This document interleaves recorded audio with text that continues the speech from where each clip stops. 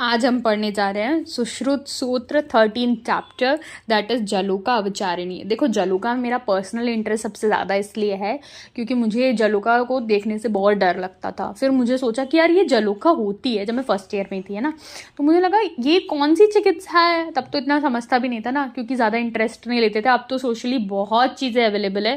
सही बता रही हूँ, 2018 में तो ऐसा लगता था कि कुछ डाला तो पक्का इसका उल्टा ही जवाब मिलना है सोशल मीडिया से या यूट्यूब पे वगैरह सब जगह से। बहुत लेट चीज़ें आई हैं, अब बहुत अच्छी चीज़ें हैं अवेलेबल।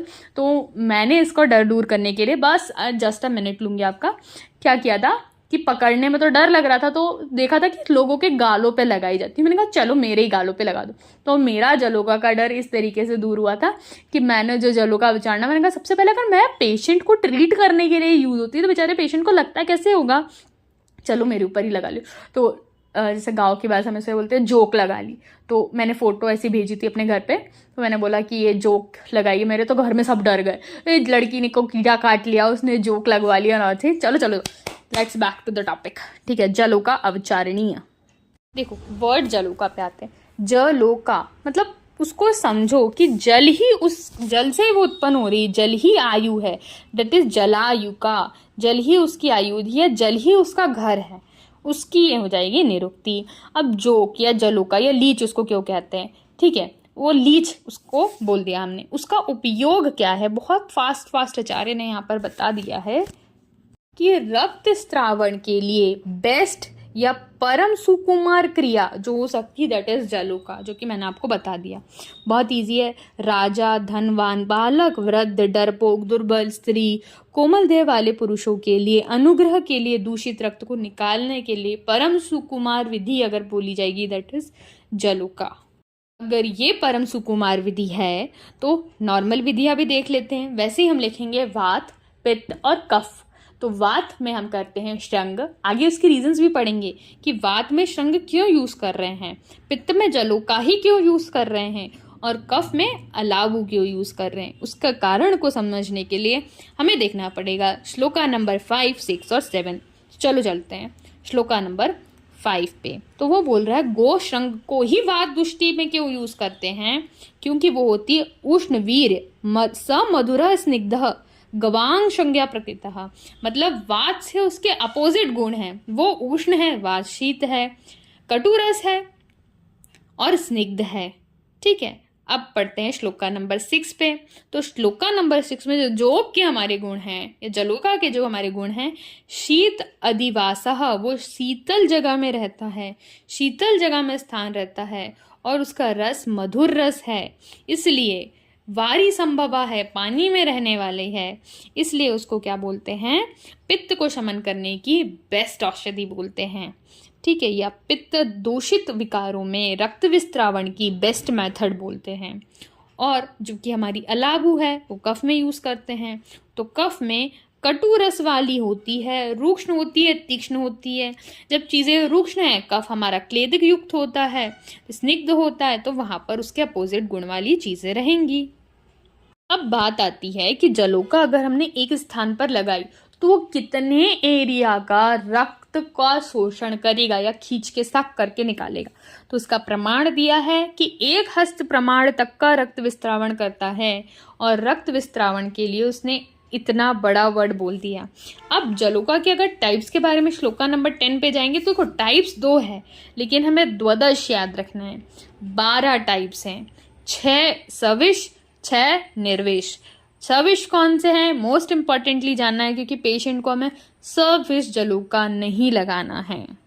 पहले तो आपको नाम भी याद करना चाहिए, जैसे फ्लो में याद करो, कृष्णा, कर्बूरा, अजगल्दा, इंद्रियोदय, समुद्रिका, गोचरना। मुझे ऐसे याद है, ठीक है, जितनी बार बोलोगे ना तो वो याद हो जाएगा। कृष्णा, कर्बूरा, अजगल्दा, इंद्रियोदय, समुद्रिका, गोचरना। मेरे साथ बोलो, कृष्णा, कर्बूरा, अजगल्दा, इंद्रियोदय, समुद्रिका, गोचरना। पहली बार पढ़े तो थोड़ा अब नॉर्मल लगेगा। कोशिश करो कि एक शॉर्ट नोट, एक पेज लो, स्टिकी नोट, उस पर लिख लो। नाम याद करना सबसे इंपॉर्टेंट है, क्योंकि ये सर्जरी में भी पढ़ते हैं हम as a subject final year में, है ना, और एज अ संहिता तो हमेशा ही पढ़ते हैं। अब एक एक के लक्षण पढ़ेंगे। कृष्णा के पढ़ते हैं। कृष्णा में लिखा है अंजन चूर्ण वर्णा प्रथु सिरा कृष्णा।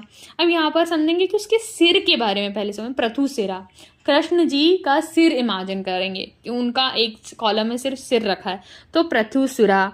अंजन, अंजन काला होता है तो अंजन चूर्ण वर्णा, काला तो ऑलरेडी वो है कृष्णा, तो कृष्णा को हम सीधा ये नहीं बोल देंगे काला है। कृष्ण जी का जो मुंह है, जो फेस है, जो प्रथु सिरा है, वो कैसा है, अंजन चूर्ण वर्णा है, हम काला नहीं बोलेंगे। अब कृष्ण जी का वर्णन के बारे में बात आएगी तो इमेजिन करना उस पॉइंट पे, जलोका रिवाइज करना।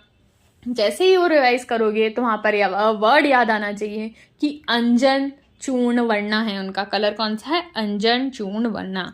कर्बूरा क्यों देखते हैं, वहां पर लिखा है वर्मी मत्स्य, वर्मी मछली की तरह लंबी होती है और कैसा शेप है उसका, छिन्न उन्नत कुक्षी, छिन्न उन्नत, ठीक है, उसका शेप हो गया। दो चीजें याद रखनी है यहाँ पे, वर्मी मत्स्य की तरह उसका शेप है और छिन्न उन्नत कुक्षी है। देखो रिवाइज करते चलो, कृष्णा में क्या पढ़ा, रिकॉल इट, कृष्णा हो गई, कर्बूरा हो गई, then we went to Ajgalda. अब अजगलदा में लिखा है रोमशा महापार्श्वा कृष्णमुखी अजगलदा। तो कृष्णमुखी, जब कृष्णा की बात करेगी तो अंजन चूर्ण वर्ण आएगा, लेकिन कृष्णमुखी से कृष्णा नहीं जाना है, कृष्णमुखी थी अजगलदा जाना है। और अजगलदा से भी हम क्या समझना है, एक और चीज़ है रोमशा महापार्श्वा, मतलब उसके क्या है, हेयर फॉलिकल्स है बहुत सारे, उसमें रोम उठे हुए और महापार्श्व है वो, ठीक है। उसके बाद हम चलते, ऐसे हमेशा रिवाइज करना, एक पढ़ेंगे तो दूसरे का नाम, दूसरा पढ़ेंगे तो फर्स्ट सेकंड का नाम, ठीक है, तीसरा पढ़ेंगे तो फर्स्ट सेकंड थर्ड का नाम। इससे क्या होगा, हर बार जब मैं 6 पढ़ूंगी तो 6 के 6 नाम रिवाइज करूंगी। पहले हमें नाम याद रखना जरूरी है। तो कृष्णा, कर्बूरा, अजगलदा। अब इंद्रयुधा की बात करेंगे। इंद्रयुधा वर्ड से हमें क्या समझ में आ रहा है, वो इंद्रधनुष का रंग इमेजिन करने लग जाते, तो कैसा रंग होगा उसका, चित्र विचित्र रेखाओं से युक्त होगा।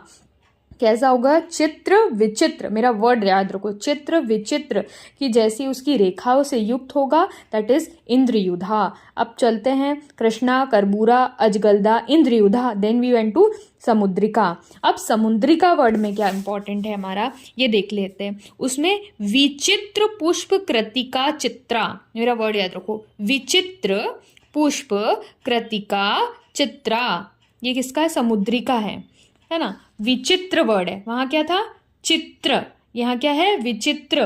पुष्प आकृति मतलब कुछ काली पीली बिंदुओं से युक्त तथा अनेक पुष्पों की आकृति या स्वभाव की विचित्र समुद्रिका है।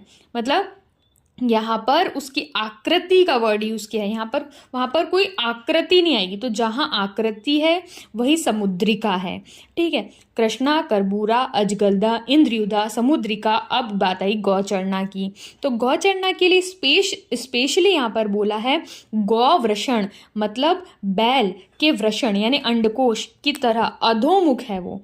जो गौवृषण अधोमुखे भाग में होगा, यानी सूक्ष्म मुख वाला निचला बैल के अंडकोश के समान 2 भागों में विभक्त होगा। Imagine a scrotum of a बैल, ठीक है, उसको 2 भाग में उसकी जो टेस्टीज रहेगी, तो वैसे 2 भागों में वो है, गौ के वृषण का है, उसी का नाम गौचंदना है। इस तरीके से हमारे जो 6 हो गए वो कंप्लीट हो गए। उसके बाद भी उन्होंने श्लोक में क्या इंपॉर्टेंट लाइन दी है, वो है महागद किसको बोला है। महागद बोला है, क्यों बोला है, क्योंकि वो PAN है, P फॉर पान, A फॉर आलेप एंड N फॉर नस्य। इन 3 कामों के लिए वो यूज होता है, इसलिए उसे क्या बोलेंगे। ऐसी स्थिति में महागद नामक औषधियों को पीने, आलेपन और नस्य आदि कर्म में प्रयुक्त करते हैं। और इंद्रयुधा नामक औषधि से अगर अपन ने उसको कटवा दिया या चिकित्सा कर्म में इंद्रयुधा का यूज कर लिया, तो वो जो व्याधि जनरेट होगी और जो रोगी है वो हमारा कैसा हो जाएगा, असाध्य हो जाएगा। इसको 2 बार पढ़ के देखना है, क्योंकि नई चीजें हैं, कोई भी चीज ऐसी नहीं पढ़ी, जैसा जैसा बोल रही हूँ वैसा वैसा सोचो। गौचंदना के बारे में तो आप कुछ करना ही नहीं, जस्ट इमेजिन अ स्क्रॉटम, ठीक है। विचित्र किसमें वर्ड आएगा, आकृति समुद्र में आएगा। अब इंद्रयुधा है तो इंद्रयुधा कभी नहीं पूछा जाएगा। देखो अजगलदा में कृष्णमुखी याद रखना है, महापार्श्व याद रखना है, कर्बूरा में मछली याद रखना है और छिन्न उन्नत कुक्षी याद रखना है, और कृष्ण जी का वर्ण हमने क्या कर दिया, अंजनचूर्ण वर्णा। इस तरीके से बहुत ही सिंपल वे में हमारी 6 सविश जलोका हो गई। अब निर्विश जो हम यूज करेंगे वो है कपिला, पिंगला, शंकुमुखी, पुंडरीक मुखी, मूषिका और सवारिका। जैसे हमने ये कंप्लीट करी वैसे हम ये भी कंप्लीट करेंगे। देखो पहला है कपिला, कपिला से हमें क्या समझना है, मनहा शिला, वर्ड पहला आया भाई, मना शिला रंजिता, मतलब मनहा शिला के रंग के समान। कैसा मनहा शिला का रंग रहता, पीले से रंग का, ठीक है, पहला हो गया मनहा शिला रंजिता। फिर उसने बोला पार्श्व आभ्यम पृष्ठे स्निग्ध मृदु वर्णा कपिला, कैसा, मुद्ग वर्णा, सॉरी, मुद्ग वर्णा कपिला। देखो मुद्ग वर्णा वर्ड में दो बार बोल रही हूँ, तो जब वर्ड मुद्ग वर्णा है तो वहाँ पुंडरीक में भी सेम मुद्ग वर्णा वर्ड आएगा। तो हमें मनः शिला वर्ड याद रखना है। कपिला, देखो कपिल देव, कपिल देव ने बहुत ज़्यादा क्रिकेट में नाम करा था ना, एकदम नाम कर दिया था और सबका मन जीत लिया था। तो कपिल देव से कपिला जो हमारी जलूका, उसको याद रखना है, उनने सबका मन जीत लिया था क्रिकेट में। उससे पहले कोई पूछता नहीं था ना, इसलिए तो अपनी 83 मूवी आई थी, इसलिए तो उनने सबका मन जीत लिया था। तो मनः शिला, मन किसने, कौन सी जलूका जीतेगी, हमारी कपिला जीतेगी। और मुद्ग वर्णा, उसका मुद्ग वर्ण है। इस तरीके से पहली हो गई। दूसरी देखते हैं, पिंगला। पिंगला सा वर्ड से क्या समझ में आ रहा है हमको, पिंगला से उसका आकृति पे जाना, मतलब कुछ लाल गोल शरीर वाली, पिंड वर्णा, ठीक है, पिंडा आएगा जब पिंगला, प से पिंगला। देखो मैंने हमेशा बोला है जो वर्ड है उसी से उसको कोरिलेट करो। शीघ्र चलने वाली, अशुग्राचा, वृत्तकाय, मतलब एक तो देखो गोल है वो, ठीक है, गोल शरीर वाली है, पिंगल वर्ण की और शीघ्र चलने वाली है, तो वो हो जाएगी हमारी पिंगला। कपिला, पिंगला। अब शंकुमुखी की बात करते हैं। अब शंकुमुखी, तो इमेजिन अ शंख, शंकुमुखी, तो शंख इमेजिन कर लो। अब जो हमेशा हमारा जो शंख है उसका जो शेप है, देखो उसका अगर अंडरलाइन करूँ, ड्रॉ, तो क्या ये वो लीवर के जैसे शेप का होता है, उसको ऐसा कर लो। तो यकृत वर्ण की कौन सी हो जाएगी, यकृत शेप किसका जैसा है, यकृत के जैसा शेप है हमारे शंख का, तो शंख वर्णा जो यकृत वर्णा हो जाएगी। शीघ्र पायनी, शंख जल्दी से बजाओ तो ही बजता है ना, नहीं तो ऐसे बजता नहीं है, तो जल्दी से उसमें एक प्रेशर क्रिएट करना पड़ता है, तभी हम शंख बजा पाते हैं। तो शंख का जो शेप है वो है यकृत वर्णा। बजाते कैसे, उसको शीघ्र पायनी, जल्दी जल्दी बजाना पड़ता है। और दीर्घ तीक्ष्ण मुखी, कैसी है वो हमारी, दीर्घ तीक्ष्ण मुखी, इसलिए उसका हो गया हमारी शंकुमुखी। फिर आते हैं मूषिका पे। देखो मूषिका है तो मूषिका पे जाने दो, मतलब अब जैसे सबको पता है, अगर कहीं जो चूहा है, मूषिका है, अगर हमारा मर जाता है, ठीक है, वो कहीं एक किसी कोने में जाके चूहा मर जाता है तो कितनी गंदी स्मेल आती है, अनिष्ट गंधा। तो अनिष्ट गंधा कहाँ आएगा, मूषिका में आएगा। सिंपल, एक ही वर्ड याद रखना है। अब नेक्स्ट आता है हमारा पुंडरीक मुखी। पुंडरीक मुखी में मैंने बोला था कि कपिला वाला एक सेम चीज़ है, डेट इज मुद्ग वर्णा, तो मुद्ग वर्णा यहाँ पर आ जाएगा। सिर्फ एक ही चीज़ याद रखना है, मुद्ग वर्णा यहाँ भी है, मुद्ग वर्णा वहाँ भी है। अब आते हैं सवारिका में। सवारिका में एक चीज़ है कि सिर्फ इसी का प्रमाण दिया है, सिर्फ सवारिका को 18 अंगुल लंबी बोला है। और कैसा बोला, स्निग्ध पद्मपत्र वर्णा, कैसा बोल दिया, पद्मपत्र वर्णा स्निग्धा 18 अंगुल लंबी। इस तरीके से हमारी ये 6 जलूका भी हो गई। बार बार पढ़ना, देखो एक बार जलूका पढ़ने के लक्षण किसी को याद नहीं होते हैं, मैं दोबारा भी आपको बोलूंगी, रिकॉल रिमाइंडर भी डाल दूंगी कि एक बार जलूका रिवाइज कर लो। जैसी बोली है वैसा करना, एक वर्ड इधर से उधर नहीं जाएगा, सारे क्वेश्चंस लगेंगे, ठीक है। अब जलूका हम अच्छे कर्मों के लिए इस्तेमाल कर रहे हैं तो वो अच्छे देश से भी होनी चाहिए। अगर वो अच्छे देश से होगी, उनके बॉडी स्ट्रक्चर महाशरीर रहेगी, बल वाली रहेगी, तो शीघ्र पायनी रहेगी। अब जब निर्विष जलूका के हमने इतने स्पेसिफिक लक्षण देख लिए, तो उसे मेन ब्रॉडली कैसा होना चाहिए, अच्छे एरिया की होनी चाहिए, बलवान होनी चाहिए, जल्दी जल्दी रक्त सक कर ले, ताकि जब वो जलूका लगा के पेशेंट ज़्यादा देर तक ना बैठा रहे। महाशना, ज़्यादा खून पीने वाली या ज़्यादा खाना खाने वाली, खूनी उसका खाना है तो वो होनी चाहिए। इस तरीके से हमने इसके ब्रॉड लक्षण भी देख लिए। तो उसके लिए श्लोका नंबर 15 में आओगे तो एक वर्ड लिखा है सलील आड्य सुगंधिशु, मतलब ये लिखा है कि किस स्थान से हमें विष रहित जलूका मिलती है, तो गहरे सुगंधित पानी वाले आशयों से हमें ऐसी जलूका मिलती है। लेकिन देखो जलूका कल्चर ही चलता है आजकल, तो अब जलूका कल्चर चलता है, अच्छे से लोग जलूका निकालते हैं। मैंने तो जलूका कल्चर फिलहाल तो नहीं देखा है, बस मैंने उसके बारे में सुना है। लेट्स सी कभी देखने को मिले। देखो अब जलोका रखते कैसे, रखना बहुत इंपॉर्टेंट है। पता चला आपने जलोका लाई, एक प्रोसीजर किया, उसके बाद जलोका मर गई, इसलिए हमें जलोका को वही इन्वायरमेंट देना है जिस इन्वायरमेंट से आई है। देखो प्रैक्टिकली हम क्या यूज़ करते हैं कि एक घड़ा लेते हैं, ठीक है, घड़ा में हम थोड़े से पत्थर और थोड़ी सी जो छोटे छोटे कंकड़ होते हैं ना वो डाल दो, उसके बाद पानी डाल दो। अब वो पानी और वो घड़ा कितने दिन में चेंज करना चाहिए उसका बहुत स्पेसिफिक वर्णन है कि 3 दिन के अंदर पुराना जल अपने को चेंज करके नया जल डालना है और 7 डेज के अंदर हमको घड़ा जो उसका घट है वो चेंज करना है, ठीक है। श्लोका नंबर 17 के अंदर इसका रेफरेंस मिलेगा। अब उसकी आकृति कैसा होना चाहिए वो भी इंपॉर्टेंट है। स्थूल मध्या परिक्लिष्टा प्रतवो मंद विचित्र चेष्टा अग्रहिणो अल्पपायन्या सा विषा ना पूजितः। इतनी सारी चीज़ें देखी कैसी होनी चाहिए। तो मेनली ये जो लक्षण है ना आपको ओपीडी में देखने को मिल जाएगा। जब जैसे आप जलोका पकड़ोगे ना तो बीच में से मोटी होगी, मान लो इधर उधर से पतली रही, उसका जो स्ट्रक्चर है देखने में अजीब सा लग रहा है, अधिक चिपचिपी सी हुई, आप पकड़ रहे हो उसका ग्रिप नहीं बन रहा है, ठीक है। आप उसको जैसे ही पानी में डाल रहे हो तो मंद चेष्टा कर रही है, ऐसा लग रहा है कि मंद विचिष्ट चेष्टा, हिल नहीं रही है ज़्यादा, है ना, और रुग्ण को पकड़ ही नहीं, या तो पकड़ ही नहीं पा रही जहाँ आप उसको लगाना चाह रहे हो। तो ये थोड़ा रक्त पीले और ऐसी जो जलोका होती है, ऐसी विषैली जलोका को हमें यूज़ नहीं करना चाहिए। और ये सारे लक्षण होते हैं विषैली जलोका के।